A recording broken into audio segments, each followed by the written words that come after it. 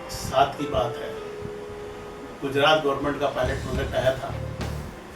उस समय जो भ्रूण हत्या के केसेस बड़े ज़्यादा हो रहे थे गुजरात में, तो उस समय वो केस के लिए मैं गया हुआ था राजकोट।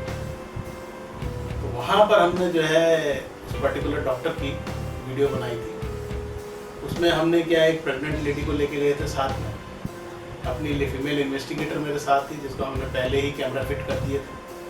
और मैं जो है एक आर्मी अफसर की तरह गया था, और उनको मैं जो lady investigator as my wife introduce किया था, और वो जो लेडी थी उसको एक मेड एज ए मेड उसको इंट्रोड्यूस किया था। और डॉक्टर से हमने जब बात की तो डॉक्टर पूरी तरह से सेटिस्फाइड हो गया था। हमने कहा भाई इसकी ऑलरेडी 3 बेटियाँ हैं, ज्योति हो गई तो बड़ी दिक्कत हो जाएगी, और आप ज़रा इसको बता दें। तो डॉक्टर ने बोला ठीक है सर, आप कह रहे हैं तो मैं कर देता हूँ, लेकिन मैं जो है इसकी फ़ीस 5000 रुपीज़ दूँगा। हमने 5000 रुपीज़ दिए, जिसको हमने पहले ही जो है काउंट करा के रखे हुए थे, सीरियल नंबर सारा, तो हमने उसको दिए और उसकी वीडियो बनाई, और उस बेस पे जो है केस दर्ज किया गया उसके ऊपर। दोस्तों, आज हमारे स्टूडियो में हैं विनय कुमार चौहान साहब, जो जासूसी की दुनिया के अंदर एक मुकाम पर है। भारत की बात सुनाता हमारी सीरीज बातें जनगण मन से। दर्शकों, अगर आपको भी किसी को कोई इन्वेस्टिगेशन करवाना हो तो आप विनय चौहान जी से मिल सकते हैं। नंबर आपको हमारे कमेंट बॉक्स में मिल जाएगा। खैर, अगर मैं प्रोफेशनल बात करूं तो एक अच्छा जासूस क्या एक अच्छी अर्निंग भी ले लेता है? बिल्कुल ले लेता है। अगर रिजल्ट ओरिएंटेड है तो डेफिनेटली वर्ड ऑफ माउथ जो है उसकी पास केसेस आएंगे, और वो सॉल्व करता है तो नेचुरली काम की कमी नहीं है, ना पैसे की कमी है। ठीक बात। और इंडस्ट्री को अदर देन अगर हम बात करें तो किस तरह की उनको रिक्वायरमेंट रहती है प्राइवेट सेक्टर? देखो, प्राइवेट सेक्टर में तो बिजनेस इंटेलिजेंस के बड़े केसेस आते हैं आजकल। जैसे ये है कि भाई कंपटीटर कंपनीज हैं, ओके, दो कंपटीटर कंपनीज हैं जी। अब इन कंपनीज में कौन कौन लोग हैं, किस तरीके से काम कर रहे हैं, तो वो लोग अपने आदमी इंडक्ट करा लेते हैं, जो एक्सपर्ट्स हैं कि भैया वहाँ ये रिक्वायरमेंट निकली है, आप अप्लाई करो और वहाँ पे इंडक्ट हो जाओ, और वहाँ जो इन्फॉर्मेशन हमको चाहिए वो हमको दो। आपको वहाँ से जो सैलरी मिल रही है आपको मिल रही है, उसके अलावा हम भी आपको दे रहे हैं। तो वहाँ पे ये काम होते हैं। और बड़े बड़े कॉर्पोरेट्स में तो कॉर्पोरेट वाले ही इन चीज़ों का इन्फॉर्मेशन तो ये है। फिर बहुत सी जगह जो है पिलफरेज होता है, कंपनी में चोरी होती है, उसके लिए अंडरकवर ऑपरेटिव्स लगाए जाते हैं। उनको कंपनी वाले को पता होता है कि किस डिपार्टमेंट में सबसे ज़्यादा, तो उसमें हम लोग अपने ऑपरेटिव्स को इंडक्ट करते हैं as a management trainee, as a worker, जिस भी एज पर द रिक्वायरमेंट। फिर उनका काम होता है उनके साथ काम करना, मेलजोल बनाना, उनकी इंफॉर्मेशन गैदर करना, और बिफोर टाइम जो है मैनेजमेंट को बता देना। तो उससे क्या है कि मैनेजमेंट टाइमली एक्शन ले लेती है और बड़े नुकसान होने से बच जाता है। ऐसे लेबर प्रॉब्लम है, लेबर सिचुएशंस हैं, उनके बीच में हमारे आदमी चले जाते हैं, ऐसे लेबर उनकी इंफॉर्मेशन गैदर करते हैं, सारी चीज़ें करते हैं। तो ये टाइमली एक्शन होता है तो उससे जो है नुकसान होने से, बड़े नुकसान होने से कंपनियां बच जाती हैं। फिर मैट्रिमोनियल केस में शादी से पहले भी मैट्रिमोनियल केस भी आपके पास खूब आते होंगे? हाँ, खूब आते हैं। तो मतलब रिश्ता होने से पहले दोनों घरों में से, दोनों परिवारों में से कोई भी एक चाहता है कि जी सब पूरी इंक्वायरी हमें मिल जाए, बिल्कुल, लड़के की या लड़की की। हाँ, तो बिल्कुल उनकी इंक्वायरी होती है, उनको जो है हम वॉच पे रखते हैं, सीक्रेट इंक्वायरी से। अच्छा, मैं वैसे पूछ रहा हूँ आपसे, तो आपके हिसाब से जितने भी केस आपने मैट्रिमोनियल के किए हो, उसमें ज़्यादातर आपको कैसे लड़कों में ज़्यादा मिलते हैं डिस्टर्बिंग या लड़कियों में? देखिए, इसके लिए तो यह है कि दोनों तरफ से है। कहीं कहीं लड़कियां भी मिलती हैं, कहीं कहीं लड़के भी मिलते हैं। ओके, तो वो तो जब इन्वेस्टिगेट करते हैं तभी पता लगता है, और उसके बाद हम बता देते हैं। मैं एक एवरेज पूछ रहा था, अगर एनालाइजिंग एवरेज निकाली जाए तो लड़कों, तो आज के समय में तो दोनों बराबर है, दोनों बराबर, दोनों तरफ। तो क्योंकि मॉडर्नाइजेशन का जमाना है। स्पाई की दुनिया के अंदर महिलाओं का, लेडीज का बहुत बड़ा रोल है। पहली लेडी कौन? पहली लेडी जो है मीरा नाम की लेडी थी, बहुत पुराने टाइम में थी, जो सुभाष चंद्र के बोस की टीम में थी। अच्छा, आजाद हिंद फौज। आज़ाद हिंद फौज में उनका काम था कि भाई इंफॉर्मेशन गैदरिंग करना, हनी ट्रैपिंग करना, इंफॉर्मेशन गैदर करना।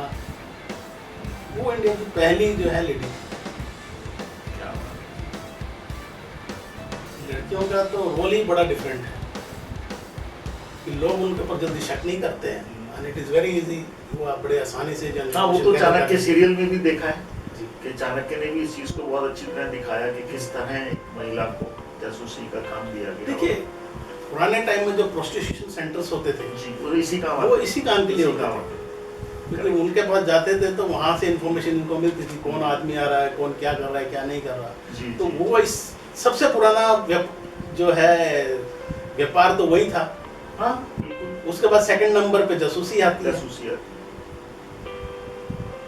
जो स्पाई वर्ड है, नॉर्मल कॉमन वर्ड है,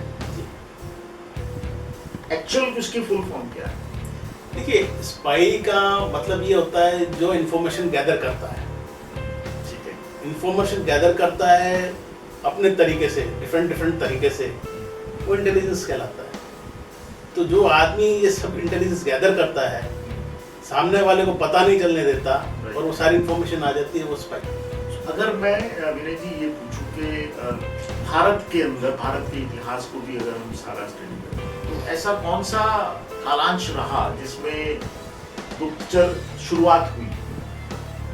भाई ये तो जो है चंद्रगुप्त मौर्य के टाइम पे चाणक्य जो थे, इनके जो मेन सलाहकार थे, उन्होंने ये डिवीजन वहाँ शुरू किया था। मतलब ऑफिशियली लॉन्चिंग उस टाइम से ज्यादा इसके जो ज़्यादा है किया गया। उपयोग किया हाँ, तो गया। इतिहास में पहले भी, बिल्कुल। पर जिसको पूरी तरह, जिसको आइडेंटिफाई एक डिपार्टमेंट हम कह सकते हैं, जी, जो जी। ये गुप्तचर एजेंसी की बिल्कुल। तरह काम करना चाणक्य के उस टाइम पीरियड से शुरू हुआ। बिल्कुल, चाणक्य के टाइम पे शुरू हुआ। तो क्योंकि उस समय उनको जो है इन्फॉर्मेशन चाहिए थी कि हमारे पड़ोसी राज्य में कुछ क्या षड्यंत्र चल रहा है, ट्रेड में क्या हो रहा है, और किस तरीके से इंफॉर्मेशन अंदर क्या हो रहा है राज्य के अंदर। तो उन्होंने जो है अलग अलग कैटेगरी में जो है अपने जासूस नियुक्त किए थे।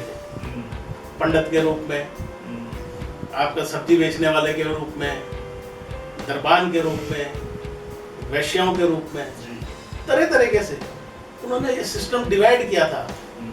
उनका जो व्यू था बहुत वाइड था।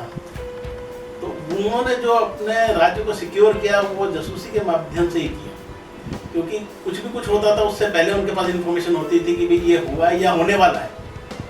तो उनका जो नेटवर्क, जो सिस्टम था जासूसों का, बहुत स्ट्रांग था। विनय जी, किसी तरह का एक आपके पास केस आता है जिसमें आप इन्वेस्टिगेट करते हैं, अब उस इन्वेस्टिगेशन को आपने जो किया और वो सारा जो आपने एविडेंस इकट्ठे किए और वो एविडेंस कोर्ट में सबमिट करते हैं, क्या वो वैलिड होती है? क्या लीगली उनको मान्यता मिलती है? बिल्कुल। एविडेंसेस जो क्रिएट करते हैं, जो जितने भी हम एविडेंस कलेक्ट करते हैं, वो तो कोर्ट में एलिजिबल है ही, क्योंकि वहाँ पे फैक्ट्स देखे जाते हैं। राइट। और हम जितने भी एविडेंस गैदर करते हैं उसका सॉलिड प्रूफ होता है हमारे पास। तो डेफिनेटली हमारे पास उनके ऑडियो वीडियो रिकॉर्ड्स होते हैं। वीडियो जो है वो तो मान्य है ही, तो उसके बेस पे भी काफ़ी केसेस हुए हैं। आपको मैं एक केस बताता हूँ कि ये गुड़गांव का एक केस था। ये काफ़ी टीवी पे भी इसकी चर्चा हुई थी। अच्छा। उसमें क्या था, अब मैं नाम तो नहीं बताऊंगा, आपको ओवरऑल ऐसे बताता हूँ कि गुड़गांव के एक रिटायर्ड अफसर के बेटे थे जो मेंटली डिस्टर्ब रहते थे। चलो थोड़े से मंद बुद्धि टाइप आप कह सकते हो, उस टाइप का लड़का थे। उसकी मैरिज करानी थी, तो उसके लिए उन्होंने बड़ी लड़कियां देखी, तो कोई रेडी नहीं हुआ, भाई लड़का ऐसा है तो कैसे करें। तो एक लड़की जो है वो राजी हो गई। उन्होंने कहा मैं एक साथ पे शादी करूंगी। कि इतना पैसा पहले शादी से पहले आपको मेरे को देना पड़ेगा, उसके बाद मैं करूँगी।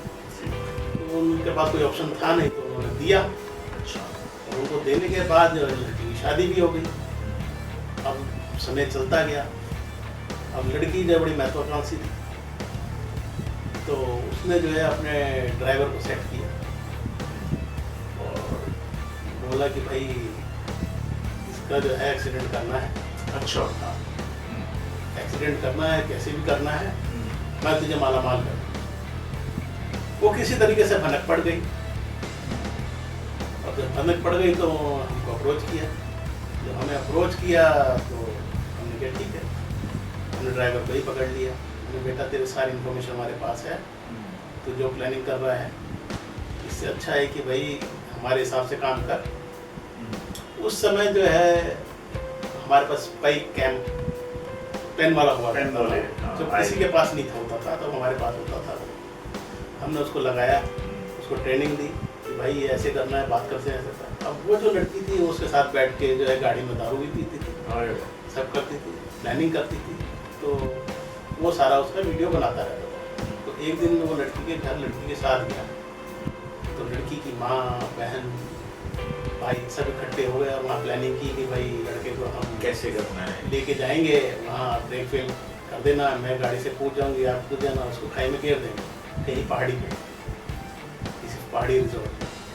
तो ये सारी प्लानिंग आ गई थी। उस वीडियो के बेस पे हमने उनके अगेंस्ट केस दर्ज कराया था और उसके ऊपर एक्शन हुआ था। तो इस तरह के केसेस आते हैं जहाँ पे वीडियो एविडेंसेस जो होते हैं कोर्ट मानती है। कोर्ट भारत की बात सुनाता हूँ चैनल पर चल रही हमारी सीरीज बातें जन-गण मन से जारी रहेगी। आज हम बातें कर रहे थे विनय कुमार चौहान साहब से जासूसी की दुनिया की। दोस्तों, अगला एपिसोड देखना ना भूलिएगा और आपके कमेंट्स हमारा उत्साह बढ़ाएंगे, इसलिए आपके कमेंट्स जरूर आने चाहिए। तो मिलेंगे अगले एपिसोड में। धन्यवाद, नमस्कार, जय हिंद।